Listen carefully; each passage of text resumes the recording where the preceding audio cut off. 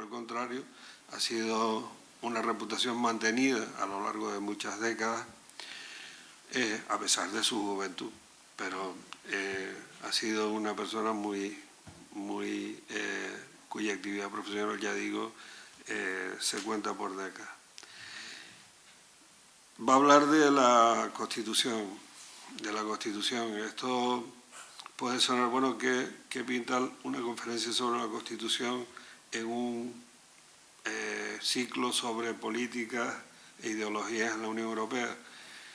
Pues sí, porque la Constitución es un texto político que no es ajeno a las ideologías y no es ajeno al mundo de la política en su estado, en su naturaleza más pura.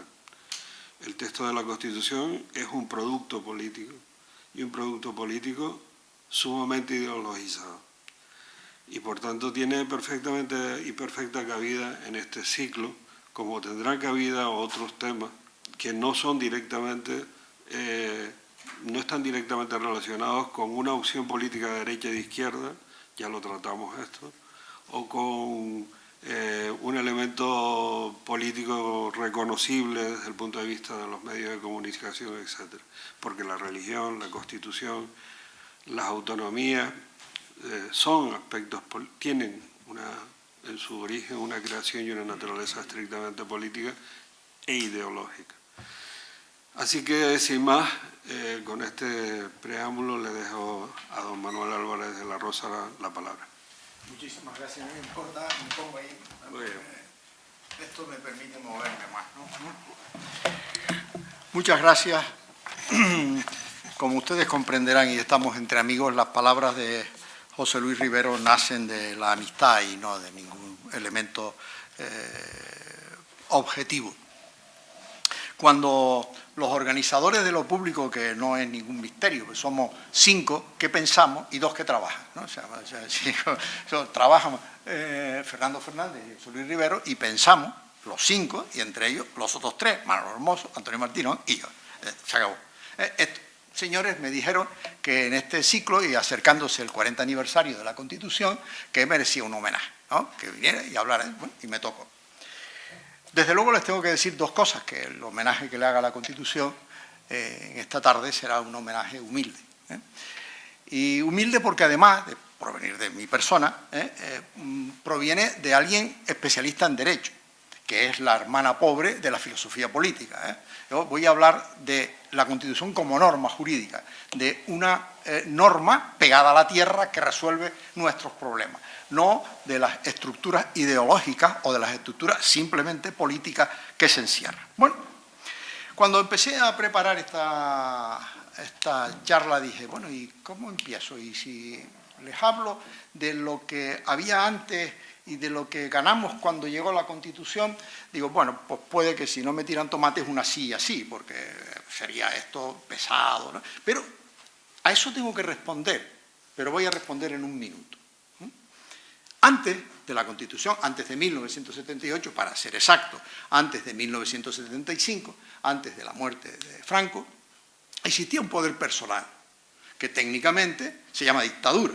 El poder personal se caracteriza, permítanme una metáfora, que con eso resumo muchas cosas, es como si cualquiera de nosotros coge un hilo bala y empieza a atarse las 2 manos, ¿no? Empieza así, dicta una ley hoy, otra mañana, otra pasado, una la llama fundamental, y un día se levanta por la mañana y ya estoy harto de tantas, así, ¡sac!, y se ha abierto las manos. Se acabó. Eso es el poder personal. No responde ante nadie y no prima en él la jerarquía normativa. Y hoy, ¿y qué es una Constitución? Siguiendo, ¿qué nos ha dado eso nuevo? Eso es un nombre, eso es una norma que simplemente se le pone un sello que dice Constitución y ya está. No, a eso voy a responder con un elemento de autoridad, que es el artículo 16 de la Declaración de los Derechos del Hombre y del Ciudadano, que se votó en una calurosa noche parisina, digo que era calurosa porque lo dicen los que estaban discutiéndola, al mes y medio de tomar la Bastilla, el 26 de agosto de 1789. Y dice, toda sociedad en la que no esté asegurada la garantía de los derechos, ni determinada la separación de poderes, no tiene Constitución. Esta es la clave de bóveda del constitucionalismo moderno. Esto lo podríamos redactar hoy, más modernos, ya sabemos más cosas. Podríamos redactarlo así. La Constitución garantiza los derechos y la separación de poderes. Esa era la diferencia con lo anterior, que era un poder personal. Ahora nos encontramos con esta definición de Constitución y ahora iremos viendo de qué se trata. Por tanto, ahora estoy delante de este venerable texto, que es el que se editó en enero de 1979. El pobrecillo ya se le ha caído esto, pero yo no quiero ni encuadernarlo ni cambiarlo. Este ha andado siempre conmigo y está lleno de subrayados. Como ustedes recuerdan, el 31 de octubre de 1978, las Cortes, unidas las dos cámaras, el Congreso y el Senado, aprobó por mayoría absoluta la Constitución, que fue sometida a referéndum y ganado por una aplastante mayoría del 87% de los votantes el 6 de diciembre siguiente. Fue sancionada por el rey el 27 de diciembre de ese año y firmaron con él, o sea, le refrendaron, saben ustedes que cualquier acto legislativo del rey en una monarquía parlamentaria tiene que estar refrendado. En este caso fue por Antonio Hernández Gil, en aquel momento era presidente de las Cortes, por el presidente del Congreso, que era Fernando Álvarez de Miranda, por el presidente del Senado, Antonio Fontana. Y esto fue el 27 de diciembre. Y tenía que publicarse la Constitución al día siguiente, 28 de diciembre. Y hay dos razones concurrentes que lo impidieron. Una de tipo absolutamente anecdótico, pero ninguna broma, que si la publicaban el 28, los españoles la íbamos a llamar la inocente. Así como llamaron los españoles que nos antecedieron, nuestros bisabuelos o tatarabuelos, llamaron a la Constitución de 1812 la Pepa, porque fue promulgada el 19 de marzo. Y además por una razón de justicia histórica. En el texto, que es el que se conserva en el Congreso de los Diputados, que es este, no hubiera tenido esta firma. Y eso era una injusticia histórica. La firma del hombre que quizá hizo posible la Constitución, que es Adolfo Suárez. Entonces se inventaron alguien, un burócrata con inteligencia, dice, no, firme usted ahí que dice, insértese en el boletín oficial. Mira tú la necesidad que había que el presidente del gobierno firmara en la Moncloa a 28 de diciembre de 1978 que se insertara en el boletín oficial. Así se hizo, lo firmó Adolfo Suárez y ya están todas las firmas completas. Y se publicó el 29 de diciembre y el mismo día entró en vigor. Por tanto, acuérdense el 29 de diciembre, que es cuando la Constitución cumplirá de verdad 40 años. Bueno, y ahora yo, ¿qué voy a hacer con este texto? Pues pretendo caminar por tres grandes líneas. Una, contarles los rasgos fundamentales de la Constitución. Otra, contarles qué es eso del Estado social y democrático de derecho. Y finalmente, darle mi criterio o algunos criterios acerca de la reforma de la Constitución. Grandes líneas.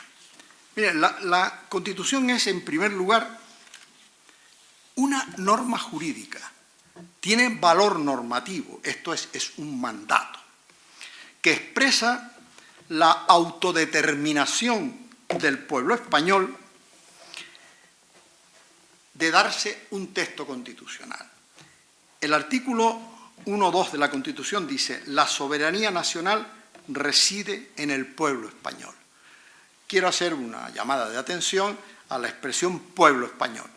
La expresión pueblo es una construcción, bueno, una palabra latina, como saben ustedes, pero como sujeto político es una construcción del siglo XIX. Para ser exacto, es una construcción del romanticismo, igual que los nacionalismos, pero esta también, ¿no? El pueblo tal, el pueblo vasco, el pueblo gallego, el pueblo canario. No, mire, desde el plano jurídico solo hay un pueblo, el que la Constitución describe, el pueblo español.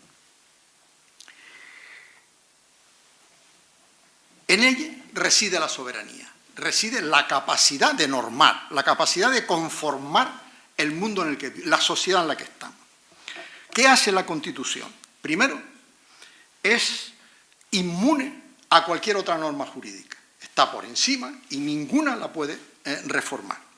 Organiza los poderes, organiza la corona, las cortes, el gobierno, el poder judicial, organiza el territorio, el municipio, la provincia, las comunidades autónomas, fija los derechos y libertades, los derechos fundamentales, los derechos y deberes de los ciudadanos, la igualdad sustantiva, la dignidad de la persona.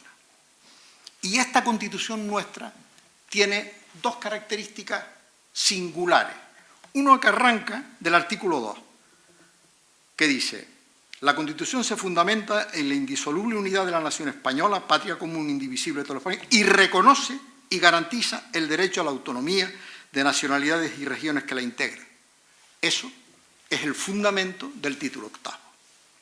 Y luego hay otro artículo, el 93 de la Constitución, que permite que organismos supranacionales ejerciten competencias propias de los poderes constitucionales. Eso es ni más ni menos que la incorporación de España a la Unión Europea, casi nada. Y tamaño derecho el que se nos ha venido encima, bendito sea, vaya, en una palabra, al menos es un elemento de modernidad. Por tanto, son tres razones, ¿no? Fundamento de todos los poderes políticos, construye los límites de esos poderes y asegura las libertades. Pero sobre todo, o mejor dicho, lo que he dicho hasta ahora es insuficiente para retratar una Constitución. Hay que dar un paso más y decir que la Constitución es un mandato para construir, para mantener una realidad política, democrática, actuante y viva. La Constitución no es una cosa que nació un día y aquí se quedó. Es para continuar viva. Pero para eso, o dicho de otra manera, esa idea de que la Constitución es un texto vivo, nos conduce a un núcleo jurídico absolutamente esencial. ¿Y cómo se interpreta la Constitución? ¿Quién la interpreta? ¿Hay que adivinar lo que los constituyentes querían? ¿Esa es la realidad que está aquí dentro? Bueno, pues para contestar tengo que ir por partes, ¿no? Complicando un poco, cada vez más, mi propia explicación. Si aceptamos la supremacía de la Constitución y aceptamos que es una norma jurídica, la conclusión es evidente. Todo el ordenamiento jurídico ha de ser interpretado en el momento de su nacimiento, en el momento de su aplicación, incluso en el momento de su derogación, de acuerdo a la Constitución. Esa es la conclusión, si aceptamos la premisa, las dos premisas, ¿no? De que es una norma jurídica y que es la norma jurídica primera, porque es la norma jurídica primera, por tanto la conclusión no puede ser otra. Pero compliquemos esto un poco más. El artículo primero de la Constitución, me parece que saldré pocas veces de él, ¿no? El artículo primero dice que España se constituye en un Estado social y democrático de derecho que propugna como valores superiores de su ordenamiento jurídico la libertad, la justicia, la igualdad y el pluralismo político. ¿Y qué son valores superiores? ¿Y qué es esto de la libertad, la justicia, la igualdad y el pluralismo político? Pues bueno, hay que aceptar que las normas jurídicas presentan dos formas normales. Unas son principios y otras son reglas. Principios, el de libertad. Principio, el de libertad de empresa, el de la libertad de expresión. Principio, el derecho al trabajo. Esos son principios de la Constitución. Son mandatos de la Constitución o de cualquier otra norma jurídica que también existen, ¿no? Son mandatos de optimización, son directrices, hay que caminar hacia eso. O sea, el principio de la libertad de expresión, y eso cuando lo alcanzaré, ¿qué es la libertad de expresión? La voy acotando, la voy buscando, la voy encontrando paso a paso. Esos son los principios. Las reglas, la Constitución está llena de reglas, y nuestra vida está llena de reglas. Conducir por la derecha, ¿no? Conducir por la derecha es una regla, ¿no? Y el castellano, el artículo 3, es la lengua oficial del Estado. La bandera de España, formada por 3 franjas horizontales. El 5, la capital del Estado, la Villa de Madrid. Es mayor de edad a los 18 años. Y así está llena la Constitución y nuestros propios y el ordenamiento jurídico. Lo que sucede es que los principios y las reglas se interpretan de manera distinta. Las reglas se cumplen o se incumplen. los principios se ponderan. Se dice, y si este principio, imaginen ustedes el principio de libertad de empresa, que puede chocar con el principio de libertad de expresión del trabajador, por traer el agua a mi molino, ¿no? Por entenderlo así. Oye, pondere usted los dos principios en juego. ¿Quién va a ganar en este caso concreto? Eso lo dirá el intérprete de la Constitución. Para ello, no hay más remedio, no hay otra alternativa que llegar a la conclusión que se necesita un intérprete supremo de la Constitución, que se necesita el Tribunal Constitucional. Sin el Tribunal Constitucional, todo esto es una pura arbitrariedad. Dirían los miles de jueces que hay en el país, uno diría blanco, otro negro, otro submarino, y eso sería un desastre. La idea de los tribunales constitucionales no nace con el constitucionalismo. Esto fue una idea de uno de los más grandes, es difícil decir el más grande, pero uno de los más grandes, sin duda, juristas del siglo XIX. Un judío austriaco, Hans Kelsen, y digo lo de judío por lo que sufrió por ser judío. Tuvo 5 nacionalidades. 5 nacionalidades. Nació austriaco y murió estadounidense, y de por medio tuvo la alemana, la suiza y la checa. Llegó a tener una casa, lo que llamamos mi casa, cuando tenía 57 años. Murió de 91, ya le dio tiempo para disfrutar en Berkeley su casa. Bueno, este hombre, cuando se redacta la Constitución austriaca, dice, esto no me cierra. Si estoy pensando en la pirámide kelseniana, si estoy pensando que la cúspide de todo el ordenamiento jurídico es la Constitución, ¿y esto quién lo va a decir?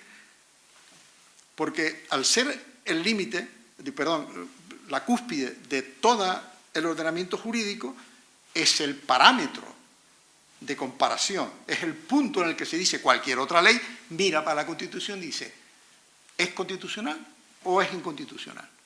Porque este es el que lo va a decir, el que, ¿se acuerdan aquello de parámetro que era la definición de metro, ¿no? Ese que está en París.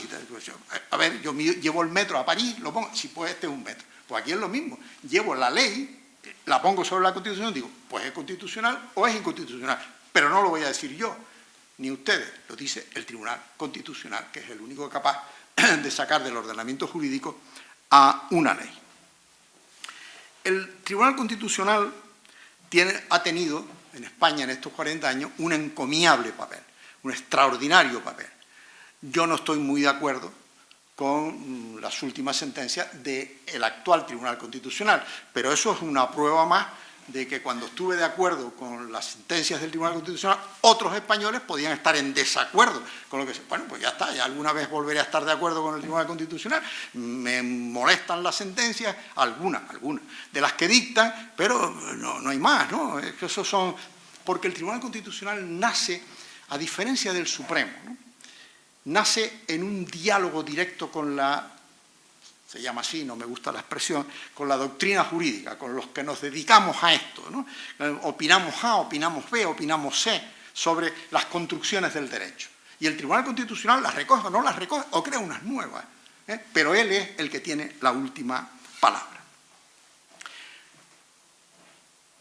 Pero la interpretación de la Constitución todavía tiene un paso más que lo hace aún más complicado.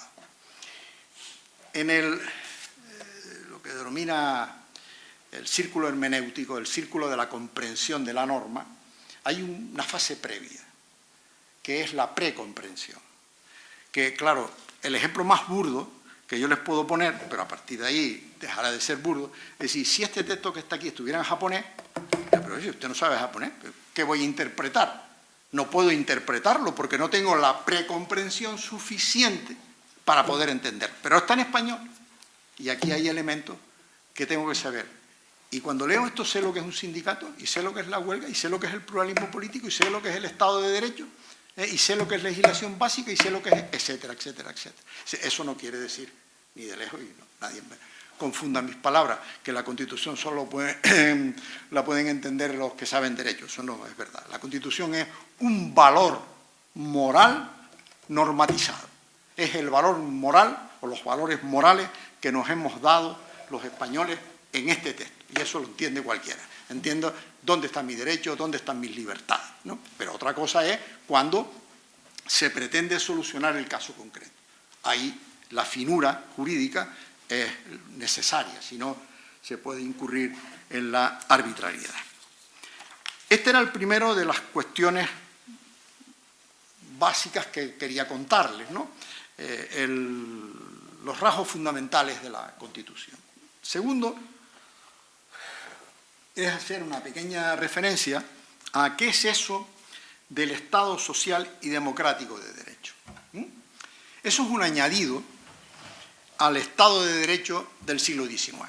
Tampoco eso está grabado en las estrellas ni nació de siempre, ¿no? El Estado de Derecho es una construcción del siglo XIX que se fundamenta en la primacía de la ley, cualquier ley, el principio de legalidad de la administración solo puede hacer lo que la ley le permite, pero cada uno de nosotros lo que podemos hacer, todo lo que la ley no nos prohíba. La diferencia no es baladí, ¿no? El principio de jerarquía normativa, la separación de poderes, romper con la unidad de poder del Estado, proviene del rey que reina y gobierna en la Edad Media y en la Edad Moderna, ¿no? La función legislativa, la función ejecutiva, la función judicial. Y la defensa de un ámbito privado, propio de mi dimensión individual. Son mis derechos políticos, los míos, los de cada uno de ustedes, y mis libertades. Ese es el Estado de Derecho.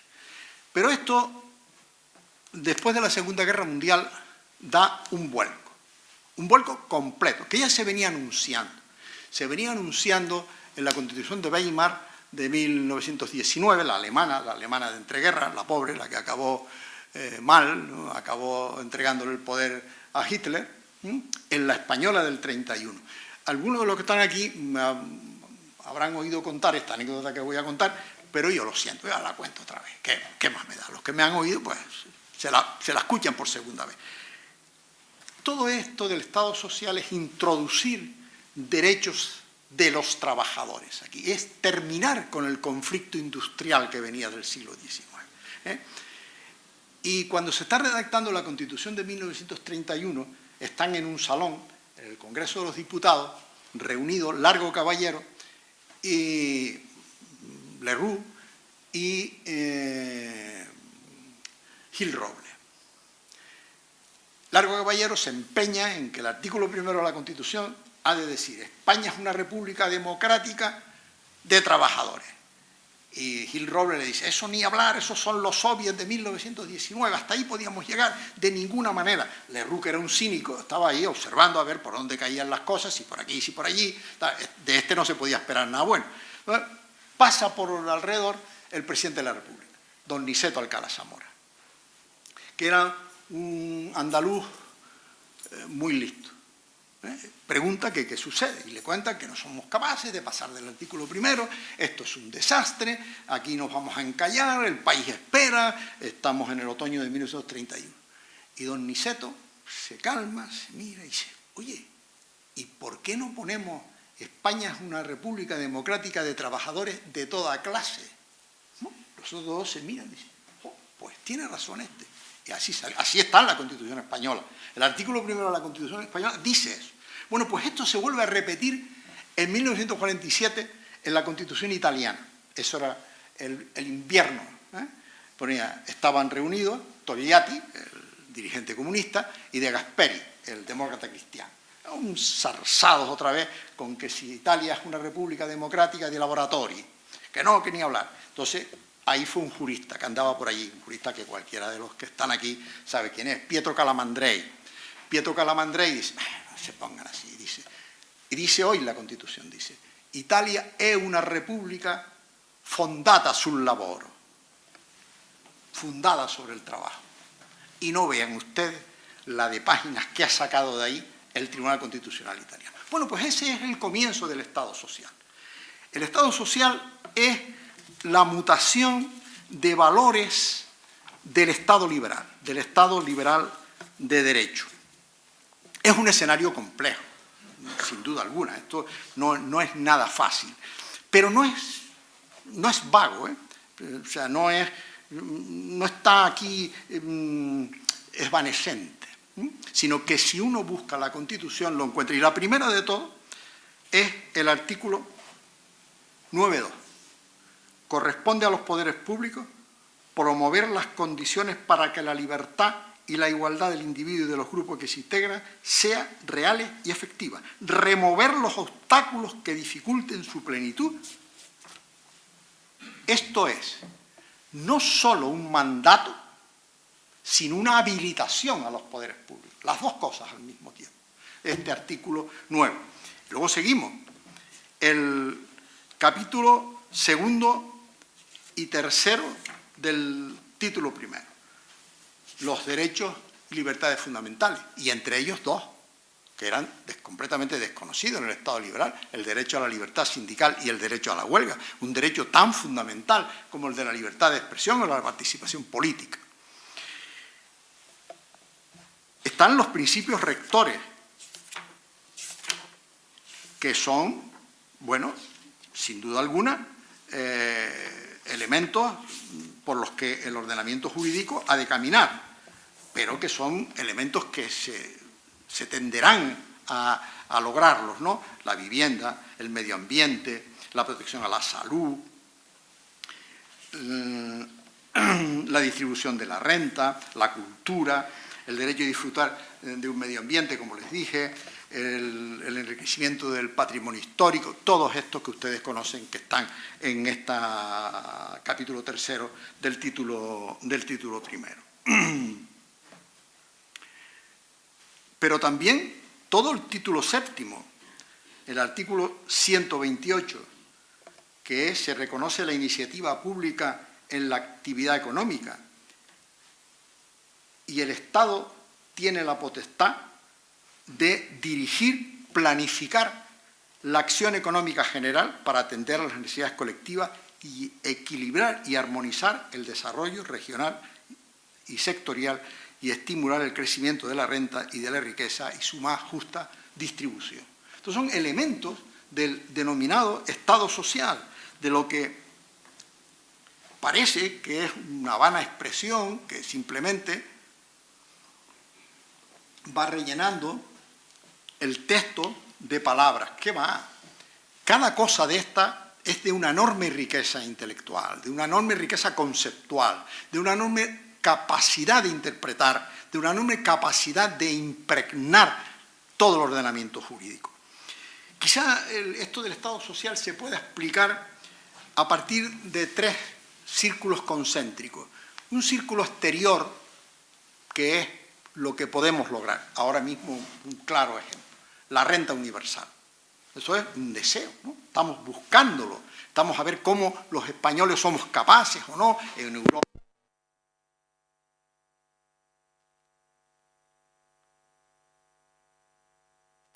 A esa renta universal. Luego un círculo interior, que viene a continuación, que son aquellas conquistas o aquel conjunto de servicios que ya tenemos, que nos parece imposible vivir sin ellos. ¿A quién se le ocurre que se queme el monte y no vayan los bomberos? ¿No? Es un servicio público. ¿A quién se le ocurre que eso no suceda?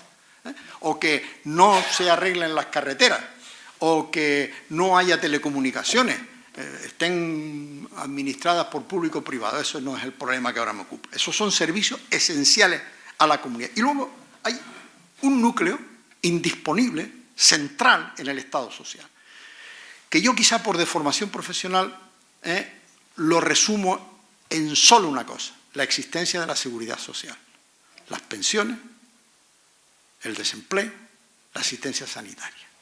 Eso es la clave, eso es intocable. Si eso se toca, desaparece el Estado social. Bueno, esto al final no es más que una lucha continua, que un camino interminable o inacabable de la búsqueda de la igualdad sustantiva, la del artículo 9.2. la de remover los obstáculos para que todos tendamos a ser iguales. No nacemos con la misma, ni nos desarrollamos con la misma igualdad de oportunidades.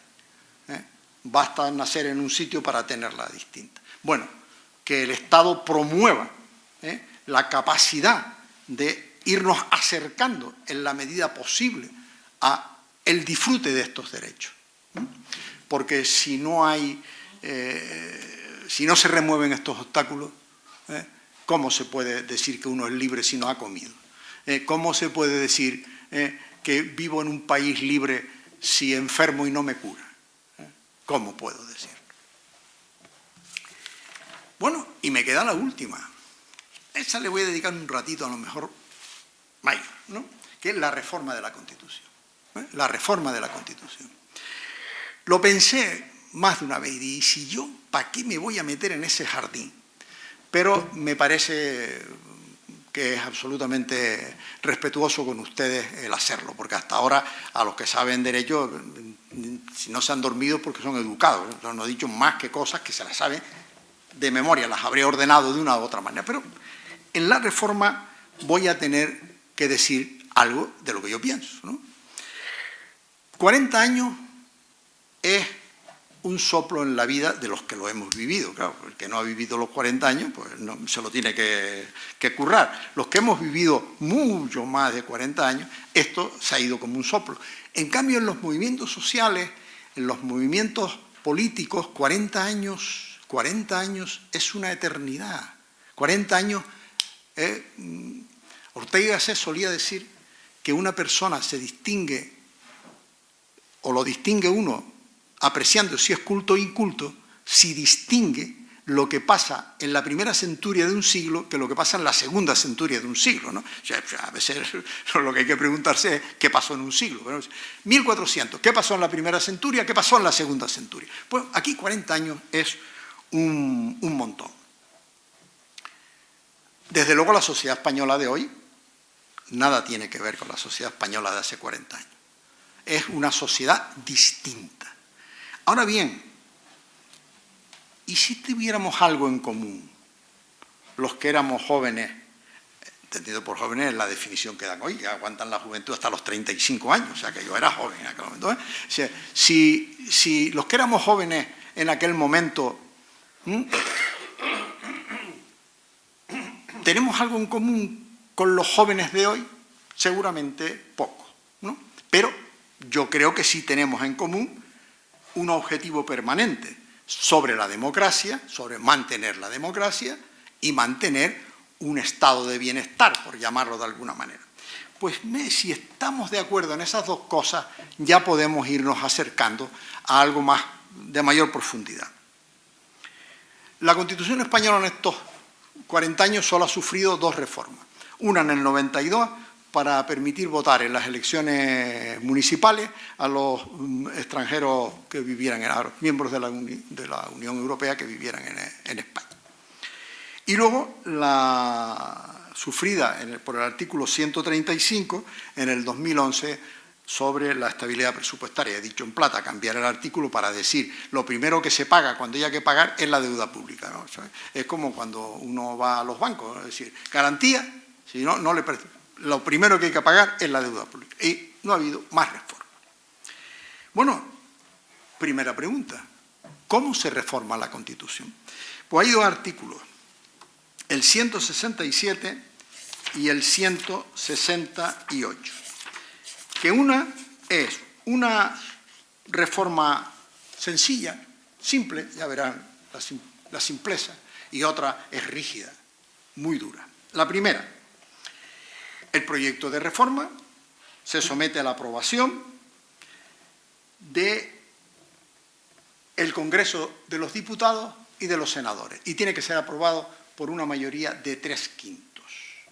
Si me acuerdo de hacer fracciones, los diputados son 210. En los senadores cambia porque ahora son 266, pero mañana puede ser 267. Todo depende de que la comunidad autónoma haya nombrado, no haya nombrado. Pero 3/5, ¿no? Sabemos cómo se hace eso de los 3/5. Bueno, aprobada, así se puede reformar la Constitución.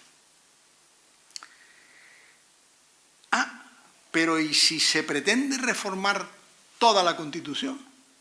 ¿O se pretende reformar el título preliminar? Y en el título preliminar está muchas cosas, pero está lo de se garantiza el derecho a la autonomía de las nacionalidades y regiones que la integran.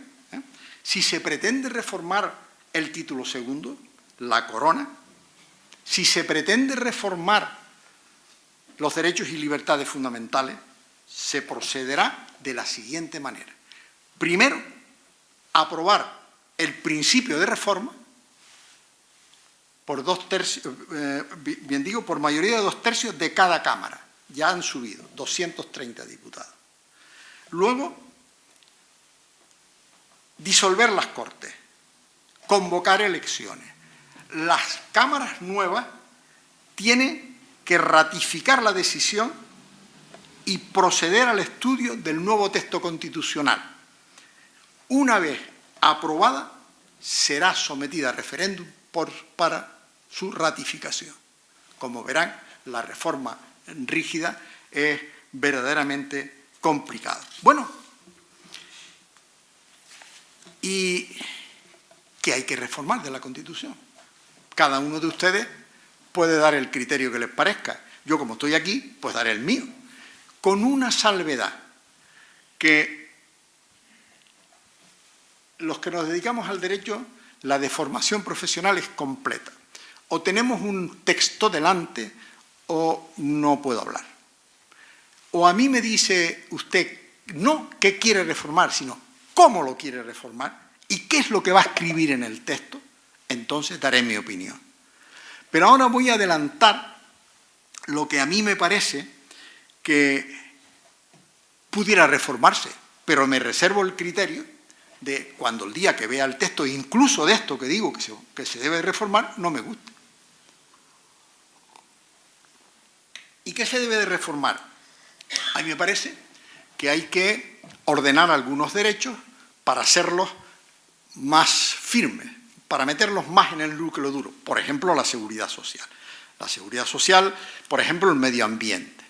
Eso debería estar más hacia derechos fundamentales que donde está en principios rectores, por más que hayamos construido eso de la garantía institucional, que los que se dedican a esto saben de lo que estoy hablando.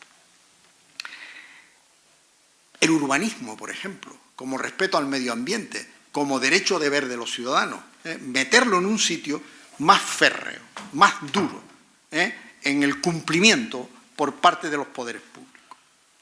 En mi opinión, reestructurar o desaparecer el Senado. Esto hay que cambiarlo, hay que hacer algo con el Senado, ¿no? El Senado ni siquiera ha cumplido para lo que aquel hombre que tenía el Estado en la cabeza, que era Fraguir Ibarne, se le ocurrió, ¿no? Es decir, que esto era una doble cámara que sirviera de compensación a esos rojos que votan en el Cinturón de Madrid y esos sitios, y en cambio el que vota en Soria, pues da igual, ese va a ser conservador. Pues resultó que no, que donde gana un partido, gana el otro, en el otro sitio también. Y no ha servido de este contrapeso el Senado. Bueno, y hay que reformar el título 8º de la Constitución, respetando el artículo 2, que se garantiza la autonomía de las regiones y nacionalidades de España. Pero el título 8º, cualquiera que se haya manejado en él, sabe que es un galimatías, que es legislación básica, que es ejecución. Palabras que se confunden, y las comunidades autónomas tendrán competencia exclusiva en materia de asistencia social. ¿Será competencia la legislación básica en materia de seguridad social? ¿Hay alguien que distinga seguridad social de asistencia social? Ya se ha encargado el Constitucional de darle a eso un corte y se ha acabado, ¿no? Todo esto, las competencias concurrentes, ¿qué es eso de ejecutar? ¿Hasta dónde llega? Esto ha sido el mayor número de sentencias del Tribunal Constitucional. ¿Dónde acaba y empieza el interés general de todo el país y el interés de una comunidad autónoma? Yo creo que se podría intentar esa reforma a partir de una lista bien escrita, con mucho cuidado, muy debatida, de competencias exclusivas del Estado. Por ejemplo, el 149, competencia exclusiva del Estado, las relaciones internacionales. ¿Y por qué no puso ahí la política exterior y la apertura y cierre de las embajadas? Esto es... ¿Por qué? Pues porque estaban negociando. Si yo, ¿cómo voy a criticar a los que estaban redactando la Constitución? Bastante hicieron, ¿no?, con sacar este título octavo. Ya a los pocos años, ya el profesor García Enterría hablaba de una ley orgánica de la LOAPA, del proceso autonómico. Aquello se fue al traste porque alguien se pasó de frenada en la manera de redactarla, ¿no? No solo una lista de competencias exclusivas del Estado, y si hubiera que pensar sobre aquello del federalismo asimétrico, no puedo menos que recordar y rendirle homenaje al creador de la expresión y al que lo trabajó, que es Gumersindo Trujillo, catedrático de Derecho Constitucional de esta universidad y rector de esta universidad. Pues Gumersindo hablaba del federalismo asimétrico.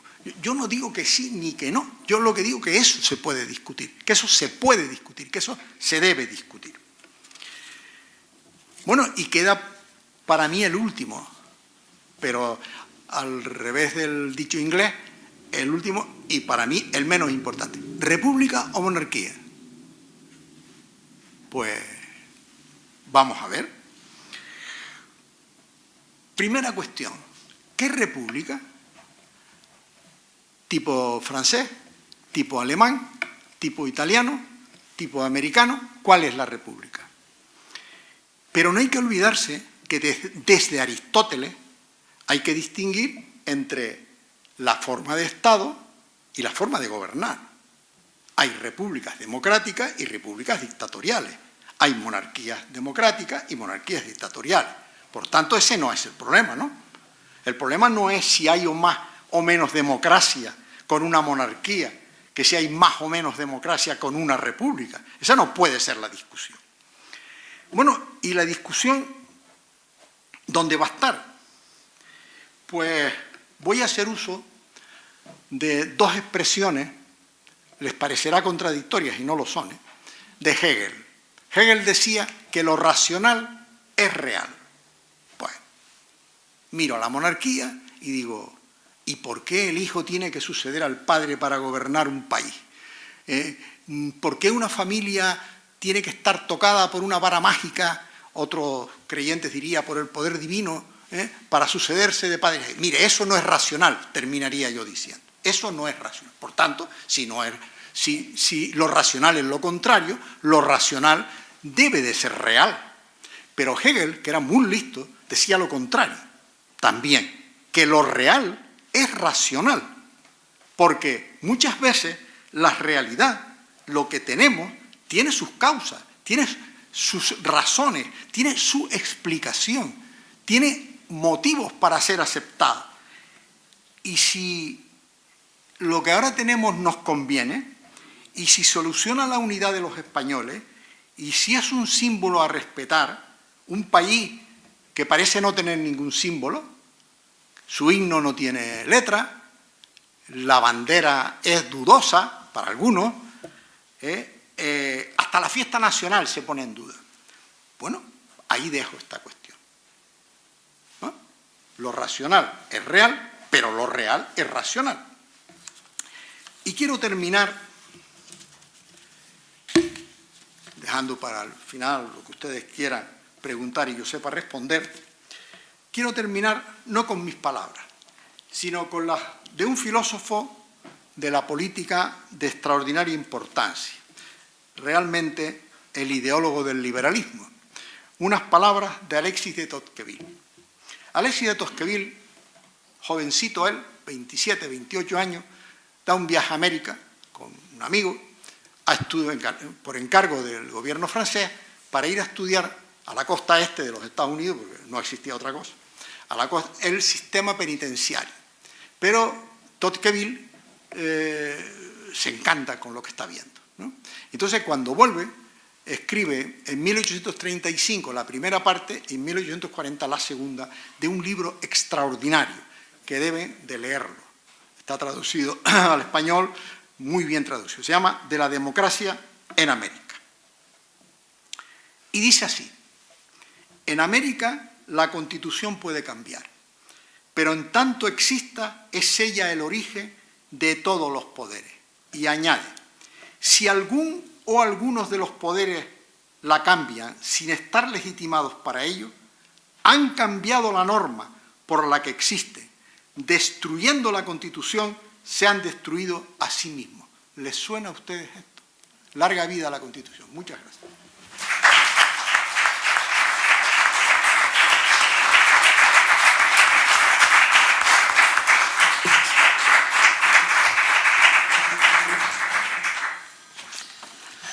Bien, pues, ¿preguntas? Adelante. Bueno, salud. La información creo que está recogida constitucionalmente. Es susceptible de interpretar y por lo tanto es un principio. ¿El derecho a la información? Sí. Claro que es un principio, sin duda. Claro. Sí, Bueno. un principio. No es una regla, ¿no? No está claro, no está acotado. No tiene norte, sur, este y oeste, ¿no? Conducir por la derecha es conducir por la derecha, ¿no?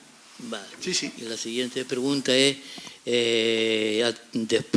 durante la Revolución de los Sans-Culottes, 1789, la Declaración Universal de Derechos Humanos y de Derechos del Hombre y del Ciudadano no reconocía a la mujer, y a posteriori en la nuestra tampoco, en el concepto de igualdad. ¿Qué es lo que pasa ahí? Peor todavía, no solo no reconocía a las mujeres, sino que la declaración de Somme et de Citoyen, homme lo escriben con minúscula, y en francés y en español, hombre se escribe con mayúscula cuando se refiere al género humano. Claro que estaba referido a los hombres solo, y a los citoyens franceses. Pero, ¿qué se le va a pedir? Pero eso no empaña el enorme avance que supuso empezar a poner en norma jurídica el pensamiento de Rousseau antes de Montesquieu o del propio Voltaire. Allí estaba Condorcet. Los autores de la Declaración de los Derechos del Hombre y del Ciudadano acabaron con la cabeza cortada. Mirabeau, Condorcet, murieron cuando llegó el terror. Pero claro que sí, lo de las mujeres están todavía en la lucha, ¿eh? Fíjense ustedes, sí, y han corrido ya más de 2 siglos, ¿no? Pero evidente, no puedo menos que reconocer que eso era así, sí. Otra cuestión que se me ocurrió ahora, ya concluyo para no monopolizar la cuestión con respecto a Alexis de Tocqueville, la democracia en América, es que los Estados Unidos de Norteamérica representaban a todo un continente donde hay una multitud de culturas. Eso. Yo creo que eso no era el propósito de Alexis de Tocqueville. Eso a lo mejor es el propósito hoy cuando los Estados Unidos un imperio. En aquel momento el imperio era el inglés, ¿eh? O sea, no, era al revés. Alexis de Tocqueville va allí porque le había echado una mano a los franceses para darle un calletón a los ingleses y sacarlos de las colonias, ¿no? Para él, los Estados Unidos, lo que le asombra son varias cosas: la tolerancia religiosa, la distribución de los poderes y la libertad para expresarse. Claro, nada es perfecto, ¿no? Y menos la historia de la humanidad. Piense que los Estados Unidos se monta sobre 2 genocidios. 2, no 1, 2. La esclavitud y no dejar indio con cabeza, ¿eh? Bueno, pero Tocqueville lo que está analizando es la costa este de los Estados Unidos, la costa este de la actual democracia más antigua del mundo, la que está hoy, ¿no? Que han elegido a este, y ¿qué quiere que le haga, no? Bueno, a ver si la próxima eligen a otro mejor. Pero la democracia funciona, ¿no? Con sus reglas. Y esta historia que dice usted de los Estados Unidos como ejemplo para el mundo, eso es más reciente. Eso es cuando los Estados Unidos, después de la Segunda Guerra Mundial, bueno, de la Primera Guerra Mundial, se convierte en el imperio actuante. Los dueños de la Tierra, ¿no? Son los dueños del planeta, los más poderosos. Es decir, los invasores por antonomasia. Más preguntas, por favor. ¿Más preguntas o intervenciones, don José Carlos Alberto? Bien, primero felicitarte por lo claro que eres. O sea, que yo soy de ciencias y entender las cosas a estas me cuesta.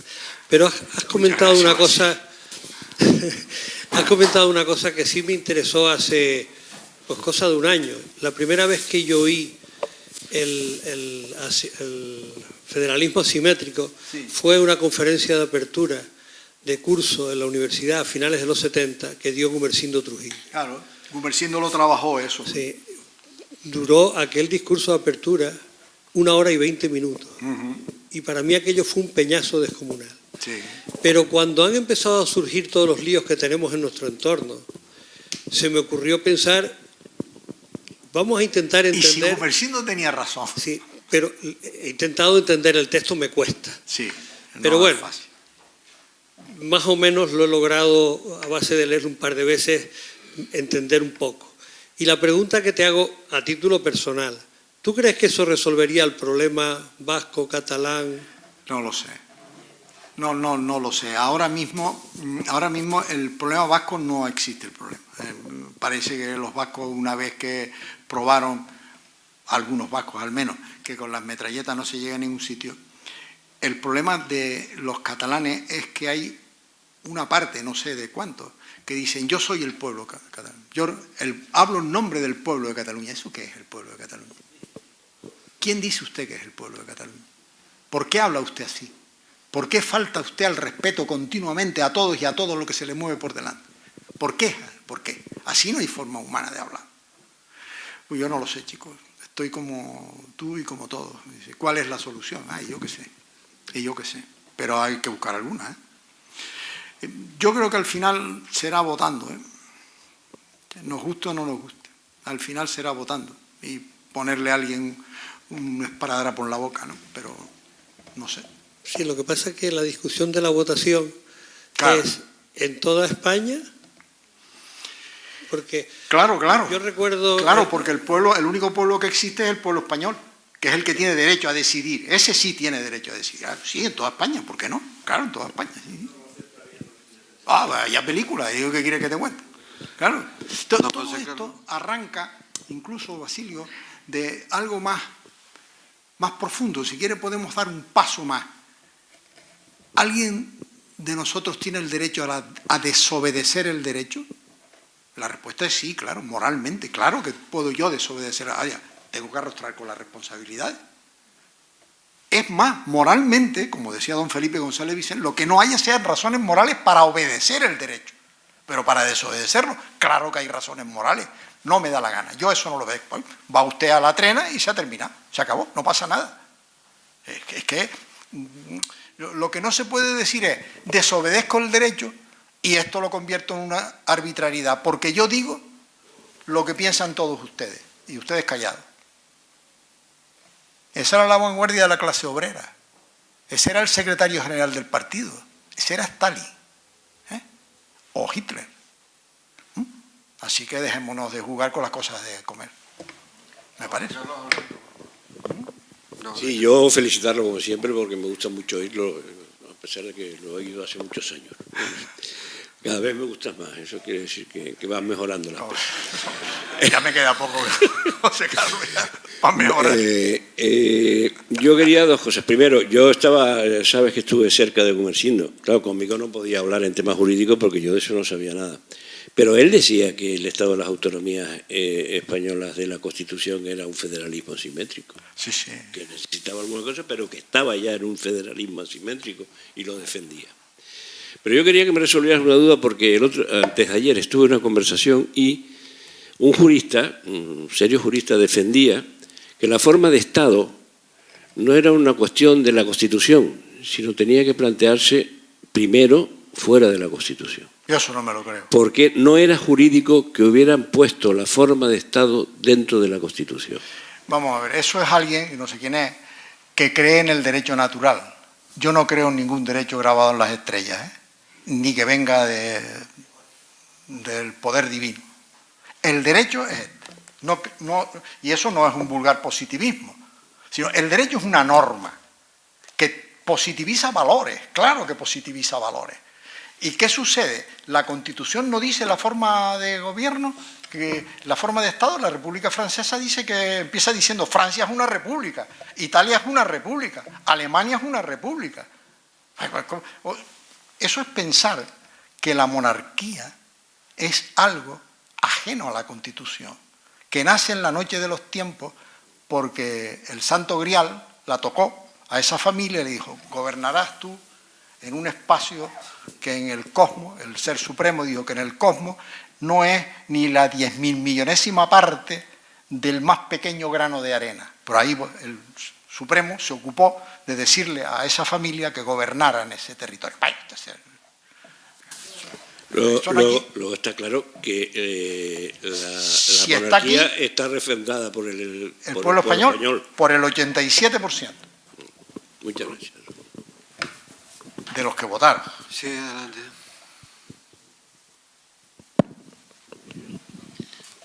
Agradecido por su intervención.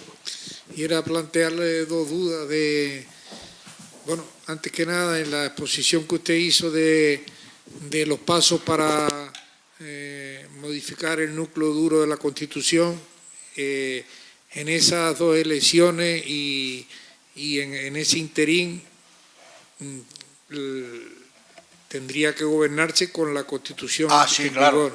La Constitución es como el rey, solo lo sucede otra Constitución. Mientras está, solo hasta que las primeras cortes, en el núcleo duro, aprueben la reforma, disuelvan las cortes, se elijan unas cortes nuevas y por la mayoría de 2/3 vuelva a pensarse que hay que reformar la Constitución y se apruebe por 2/3 un texto constitucional y se someta a referéndum, entonces un presidente de las Cortes firmará la nueva Constitución con el rey que esté y ya está. Y entonces habrá que hacer unas terceras elecciones. Sí, claro, hay dos elecciones. Bueno, que habrá una tercera es lo más probable, ¿no? Pero sí. Técnicamente son dos. Y la otra pregunta que es yo me he puesto a pensar en qué medida el pueblo español, o sea, en España, lo que pasó el 14 de abril de 1931, la forma en que fue la proclamación de la República y el abandono por parte del rey también, el abandonarla, porque la mayoría de los que salieron en las grandes ciudades, pero en la mayoría no fueron republicanos los concejales que salieron. ¿En qué medida no es parecido a lo que querían hacer en Cataluña cuando plantearon las votaciones aquellas plebiscitarias? ¿En qué medida no es parecido? Y si de parte de nuestros males no vienen de la forma en que se proclamó la República, no tanto de la República, sino la forma en que se proclamó, que no fuimos capaces de ir de ley a ley. Es larga la contestación, pero empecemos por la propia República, y luego terminamos un poquito con Cataluña. Las elecciones municipales fueron elecciones limpias, ganaron los partidos republicanos. El rey no quiso continuar y se marchó. El vacío de poder es una cosa que la sociedad repugna y se constituyó una asamblea primera, hasta que hubiera elecciones. Se convocan elecciones al Congreso de los Diputados de la República y se redacta la Constitución. El problema de la Constitución republicana era el problema de España, no el de la pobre Constitución. España tenía por lo menos dos problemas insolubles hasta aquel momento. Uno, el problema militar. Dos, el problema social.